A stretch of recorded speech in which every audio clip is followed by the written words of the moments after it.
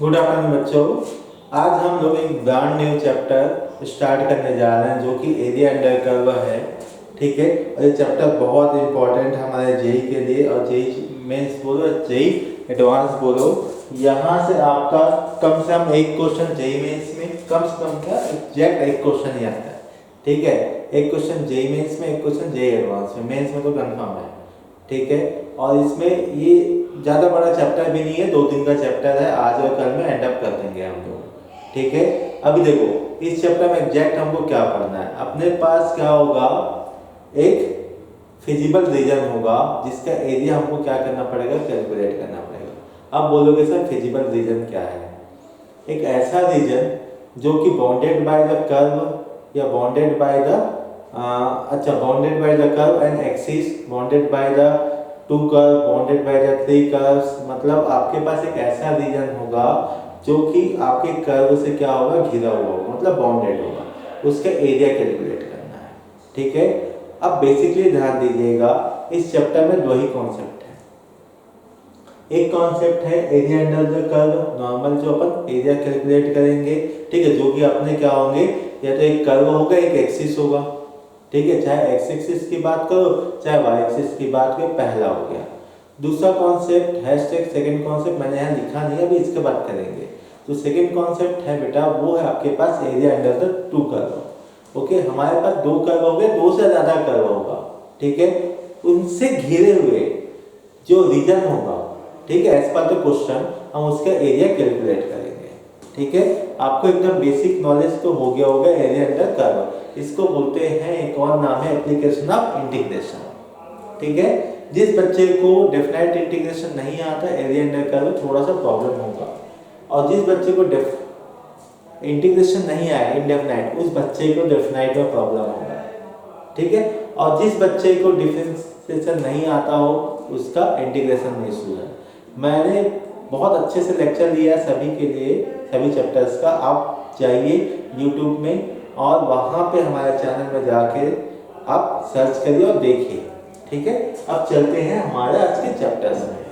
ठीक है, ये जो एरिया अंडर कर्व है, ठीक है, बेसिकली ये आपके क्लास 12 से बिलोंग करता है।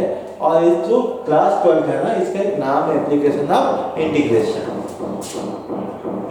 Application of integration.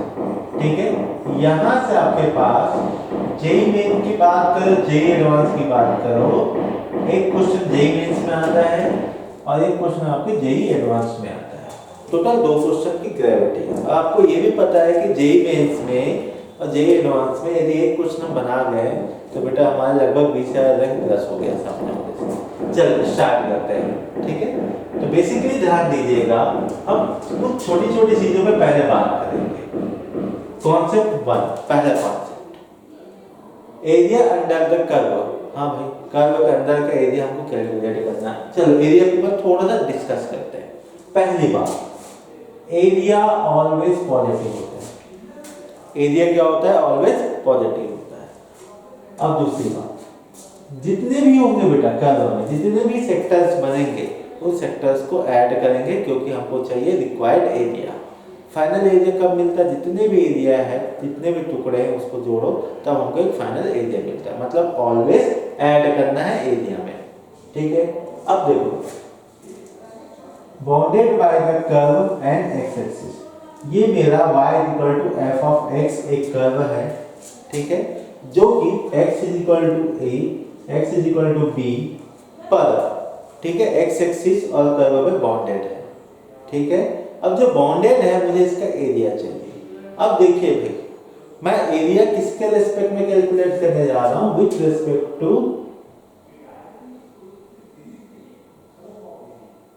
x axis. इसके रेस्पेक्ट में बेटा x एक्सिस के रेस्पेक्ट में हम कैलकुलेट करेंगे। जब भी x एक्सिस के रेस्पेक्ट में कैलकुलेट करोगे, एक पट्टी कंसीडर करनी पड़ेगी। ठीक है, एक स्ट्रिप कंसीडर करनी पड़ेगी जिसकी थिकनेस बेटा क्या होगा, जिसका थिकनेस होगा dx। ठीक, मतलब क्या हो गया, dx। समझ में आया बेटा? अभी देखो मैं आपको बता देता हूँ। जैसे पट्टी है, ठीक है, जिस पट्टी बेटा अपन ऐसा कंसीडर करते हैं, ये जो पट्टी है ना, उसका विड्थ dx है। ठीक है, चौड़ाई कितना है dx है, और उसका जो लेंथ है मान के चलो बेटा y, क्या है y, क्योंकि भाई ऑब्वियस सी बात है x एक्सिस के ऊपर मेजरमेंट करोगे तो y ही आएगा। अब बात होती है, ध्यान दीजिएगा, जब इस स्ट्रिप की बात करो, जब पट्टी की बात करोगे तो रेक्टेंगल है, ओके, तो रेक्टेंगल का एरिया कैसे निकलता है? रेक्टेंगल का एरिया निकलता है लेंथ इनटू ब्रेथ। लेंथ क्या है बेटा y, सॉरी हाँ लेंथ क्या है y और ब्रेथ कितना है बेटा dx, तो y इनटू dx। ये हमारे पास एरिया तो है, बट प्रॉब्लम है हमने इस पट्टी का बस निकाला है और मुझे टोटल कितना एरिया कैलकुलेट करना बेटा, मुझे ये पूरा रीजन क्या करना है कैलकुलेट करना, मतलब which is bounded by x is equal to a to b, ये चाहिए मुझे, ठीक है भाई। मतलब हमको क्या करना पड़ेगा, बाउंडेशन, जैसे हमने इंडेफिनाइट में भी आपको बताया था कि बेटा जब भी आपको क्या करना है कंप्लीट करना है, मतलब इंक्रीज करनी कोई चीजें या कंप्लीट एरिया काउंट करना है तो आपको इंटीग्रेट करना पड़ेगा।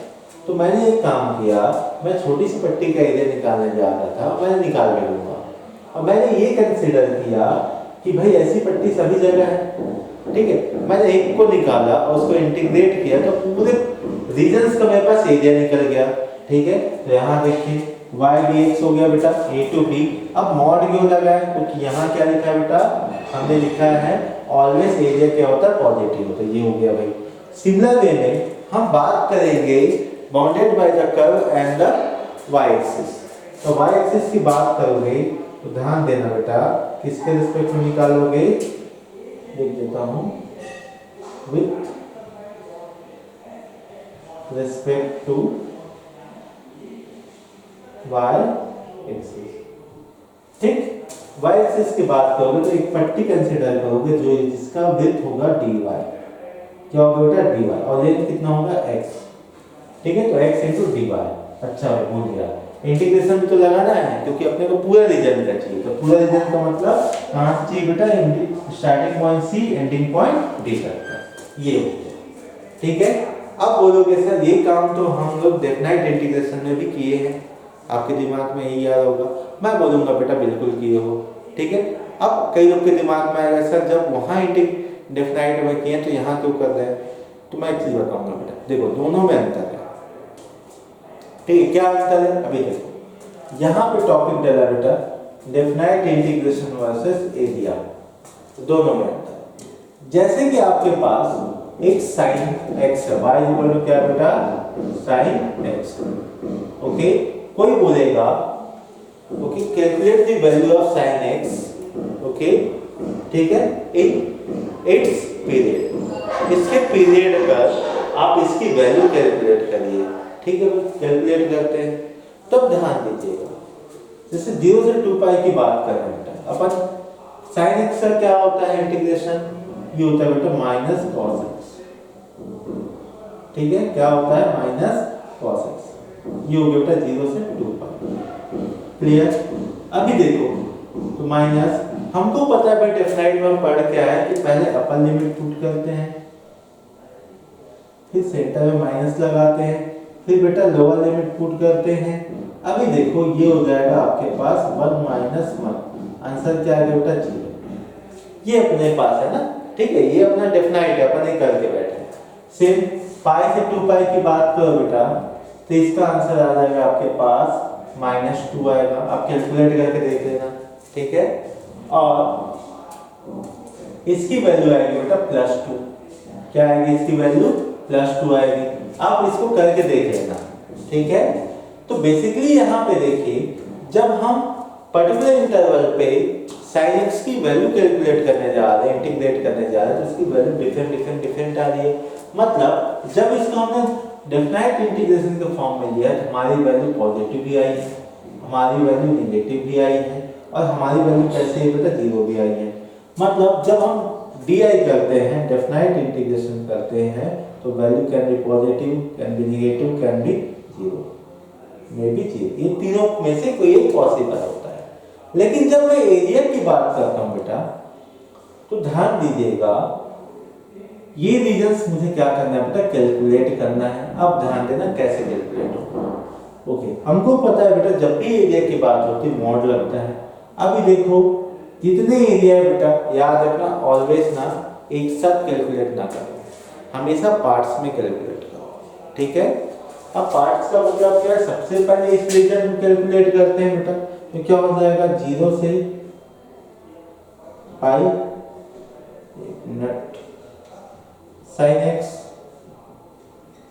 dx प्लस, ठीक है, मॉड ऑफ पाई से 2 पाई साइन एक्स dx। अभी देखो बेटा हमने इसकी वैल्यू कैलकुलेट की, इसकी वैल्यू +2 थी और इसकी वैल्यू क्या थी बेटा -2, तो ओवरऑल क्या मिला 4। देखो जब आप डेफिनेट इंटीग्रेशन कैलकुलेट करने गए बेटा 0 से 2 पाई, तो आपको क्या मिला, 0 मिला, ठीक है। बट मैंने जब एरिया कैलकुलेट करने गया तो मुझे क्या मिला बेटा +4, ठीक है। ये हो गया एरिया वर्सेस डेफिनेट इंटीग्रेशन का। आप नोट कर सकते हो बेटा, नोट करिए, फिर मैं आगे बढ़ता हूँ सेकेंड कॉन्सेप्ट की तरफ।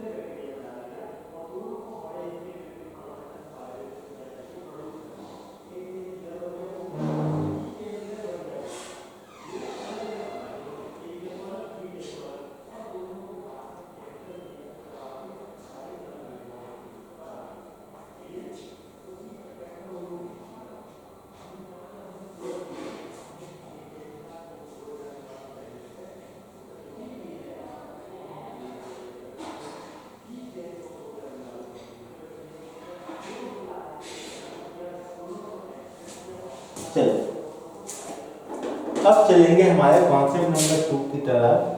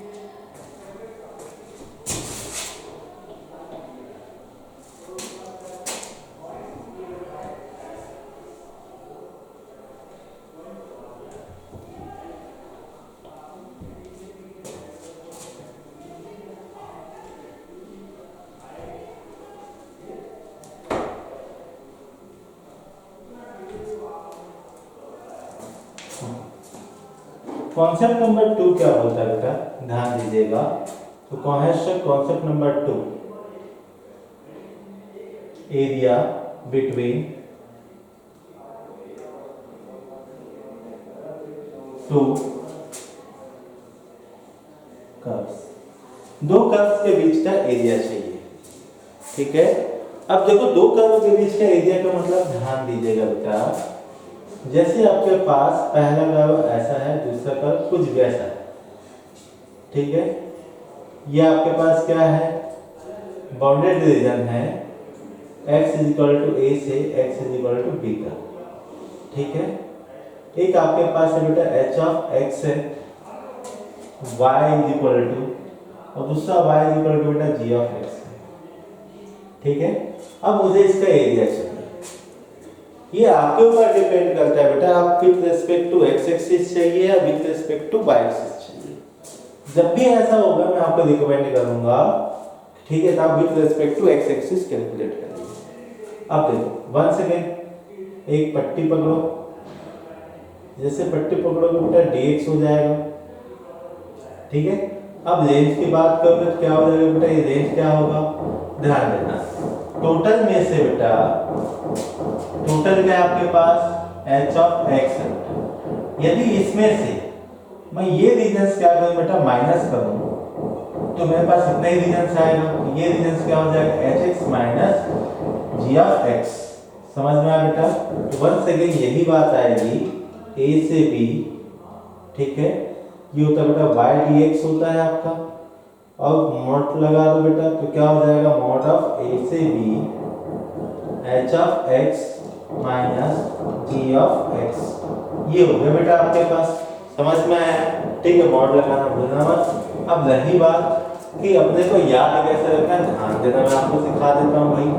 ये यहाँ लिखना है dx, यहाँ लिखना है dy, यहाँ जो भी इंटरवल होगा बेटा वो लिख देना। अब आगे यहाँ लिखना y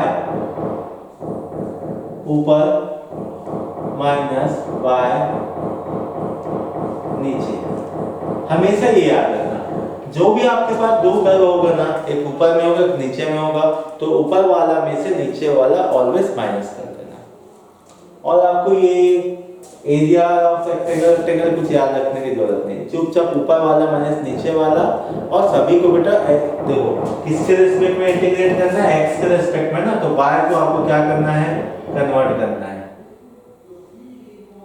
ठीक है, कन्वर्ट टू x, ठीक। x में क्या करना है, कन्वर्ट करना है, पहला हो गया। दूसरा क्या है बेटा, यदि आपका कर्व ऐसा है, ठीक है, और ये बाउंडेड बाय द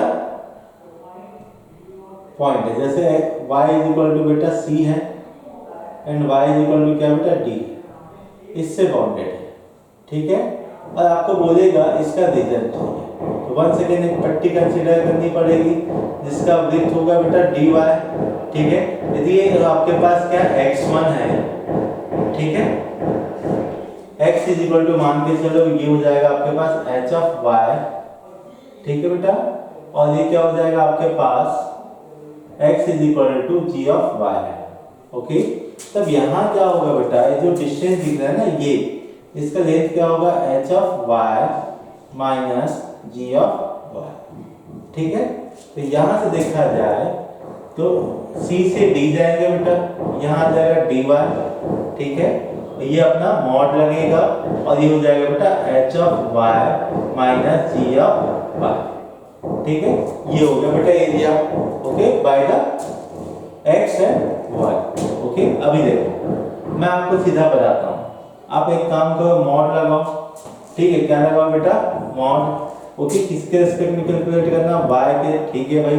आपको एक काम करना, ऐसे ब्रैकेट लगाओ, x right minus x left, हमेशा राइट में से लेफ्ट को माइनस करो, हमेशा क्या करो बेटा, राइट में से लेफ्ट को माइनस करो। जैसे उसमें क्या किए थे, ऊपर वाला माइनस नीचे वाला, ऐसे बेटा right hand side minus left hand, हमेशा जो भी होगा राइट में से लेफ्ट को माइनस कर देना, चाहे आपका यहाँ हो, चाहे आपका यहाँ हो, चाहे यहाँ हो, जो राइट है उसमें से किसको माइनस करना बेटा, लेफ्ट वाले को। ये हो गया कॉन्सेप्ट नंबर 2, ठीक है।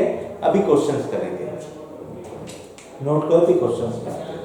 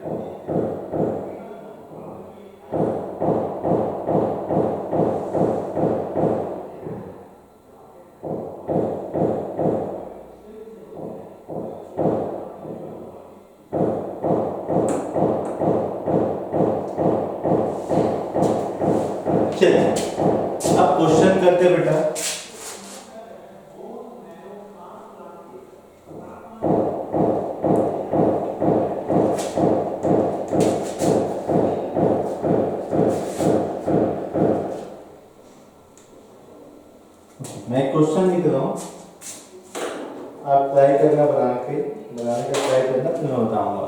क्वेश्चन है बेटा, the area of the reason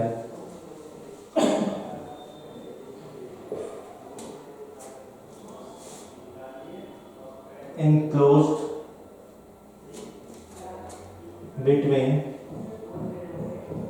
the parabola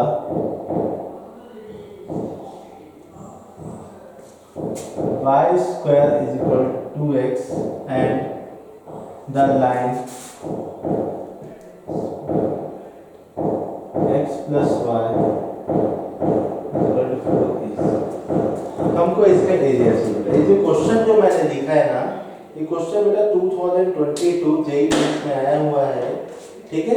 अब देखो, जब भी आपको कोई क्वेश्चन डील करना है ना इस टॉपिक का, ओके, हमेशा आपको इसी पैटर्न में क्वेश्चंस मिलेगा और आपके दिमाग में यार होगा सर यहाँ तो हमारे पास इंटरवल है ही नहीं, लिमिट है ही नहीं है, ठीक है, तो भाई हम कहाँ से कहाँ तक का बॉन्ड करेंगे ये हमको पता ही नहीं।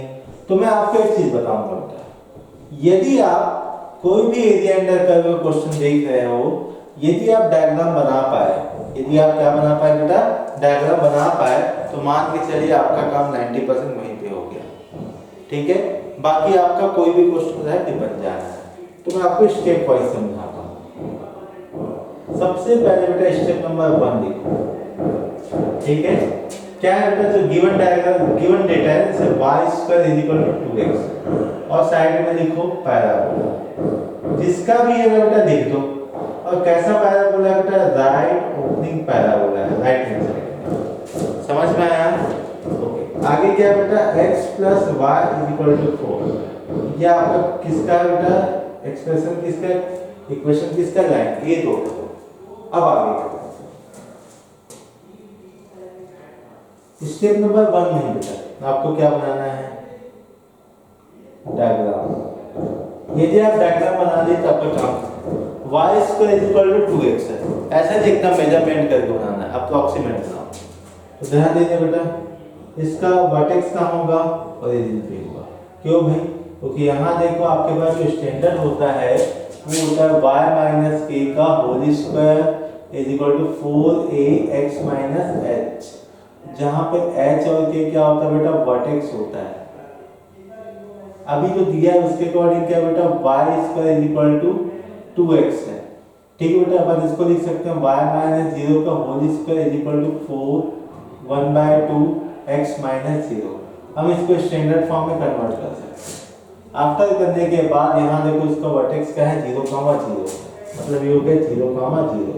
और ये जो लाइन है बेटा इसको बोलते हैं एक्सिस ऑफ पैराबोला। क्या बोलते हैं, एक्सिस ऑफ पैराबोला, ठीक है। ये तो हो गया। अब आगे बात करते हैं, y² = 2x।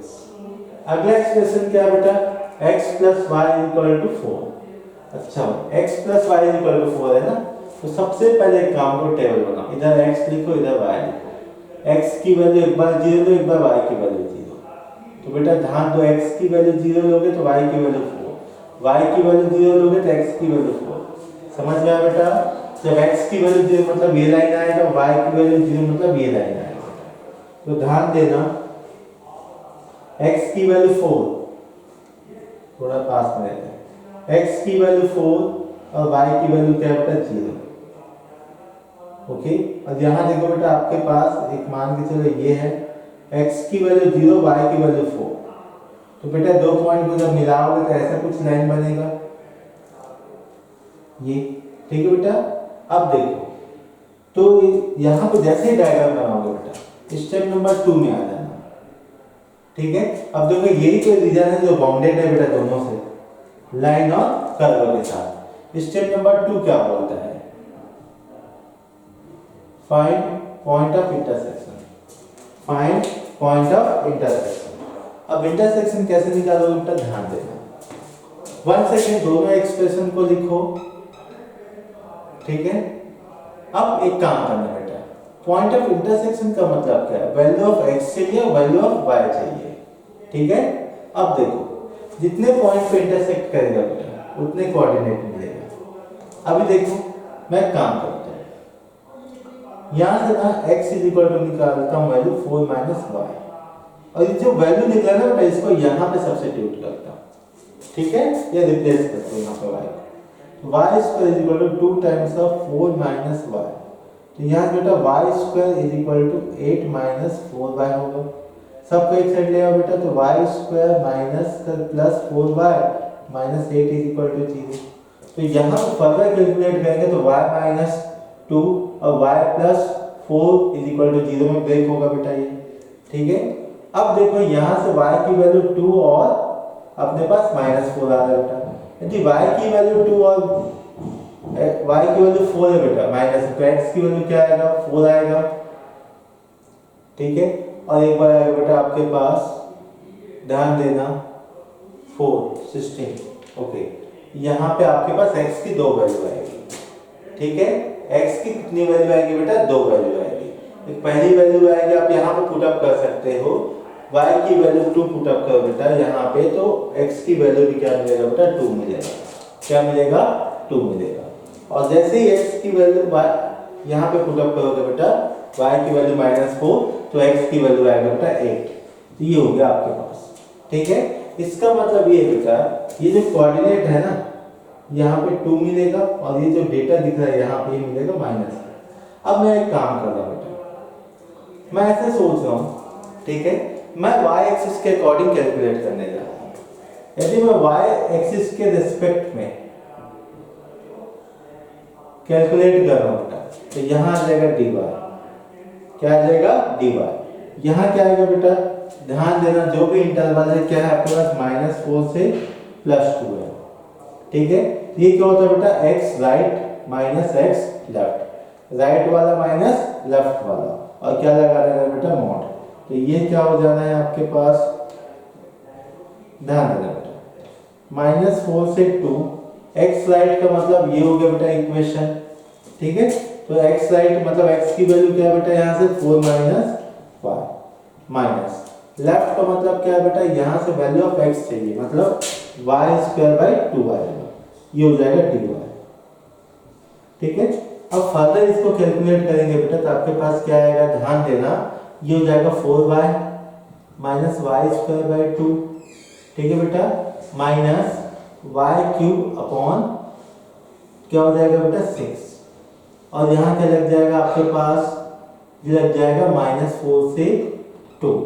अब फर्दर इसको कैलकुलेट करना बेटा, और जब हमने पढ़ाया था आपको डेफिनाइट, उसके अकॉर्डिंग आप स्पेस नहीं में डायरेक्ट आंसर लिख दे रहा हूँ, इसका आंसर आएगा 18 स्क्वायर यूनिट, ठीक है, ये इसका आंसर है। आई होप आपको समझ में आ गया होगा, ठीक है।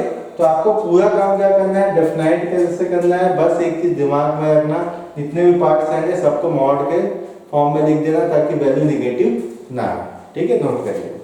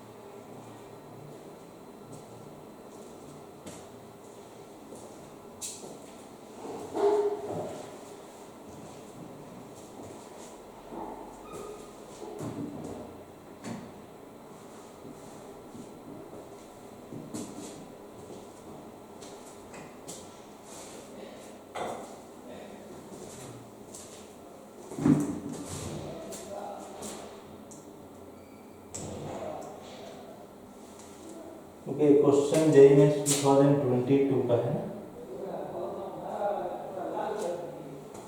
चलिए, आई होप आपको ये क्वेश्चन समझ में आ गया होगा। ऐसे बहुत सारे क्वेश्चन थे बेटा, वो आप कर लेना, ठीक है।